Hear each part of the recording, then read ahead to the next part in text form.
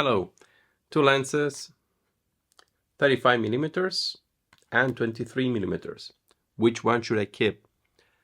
Well, I bought first the 35mm time ago for Fujifilm, and I really like this lens, but I felt a little bit limited because it was getting too close to things. It's also, this model in particular is not weather sealed, but that doesn't matter because there is a version which is.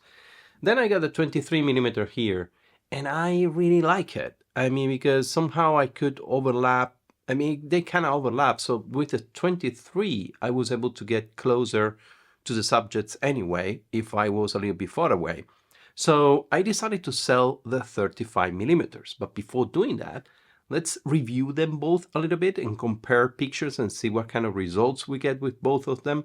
So maybe it's not the right call for you. For me, actually, I decided to really sell the 35, keep the 23, because anyway, I can get closer to the subject if I need to. For example, let's take a look at some images. Here, the 23mm is great because I was able to capture a moment very quickly and because it captures more space as well. Also, the 23mm allows you to recover a bit after you see the moment, because usually when you identify a moment, you are already a bit too late, maybe too close. And having that little extra room that the lens gives you is like setting you a few steps back from where you were. So the same scenario with a 35mm, I would be probably too close to this subject. Also, the 23mm is good, like in this case for architecture. It's more versatile, offers more space, as you can see here, for example, giving a better idea of the environment. And that's why I think that for traveling, I would prefer the 23mm as well. In another case, like in this image, allows to capture more of the surroundings and about what's going on inside that area. With a 35mm, I don't think it would be possible to obtain the same coziness and sense of privacy that I have in this image here. Now let's move to the 35mm. You can get more bokeh and that depth of field than the 23mm if that is something that you're looking for. Like in this image as well, you can see more of the details of the subject because it becomes, the foreground becomes more unfocused, basically more separated from the background, like in this one and also on this one.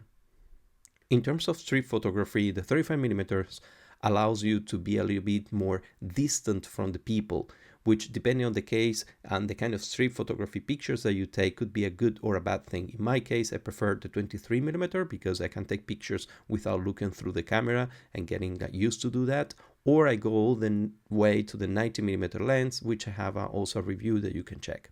Let's do an experiment in a controlled environment. Here I placed the camera on a tripod and I'm using a 35mm aperture 2.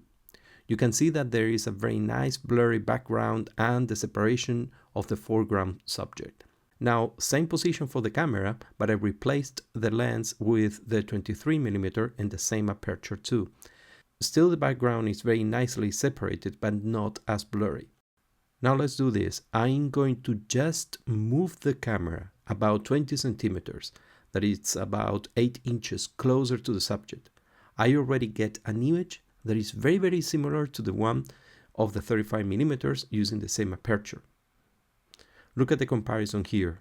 There is the one on the left, 35mm, and the one on the right, 23mm, which I just move it closer. As you can see, the images are very, very similar.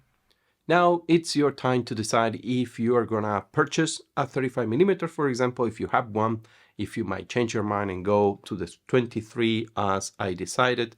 But anyway, this lens here in particular, 35mm, and the cheapest one, which is this one, doesn't have the aperture ring here, and it's all plastic, but optically speaking, is the same as its counterpart, which has all those features.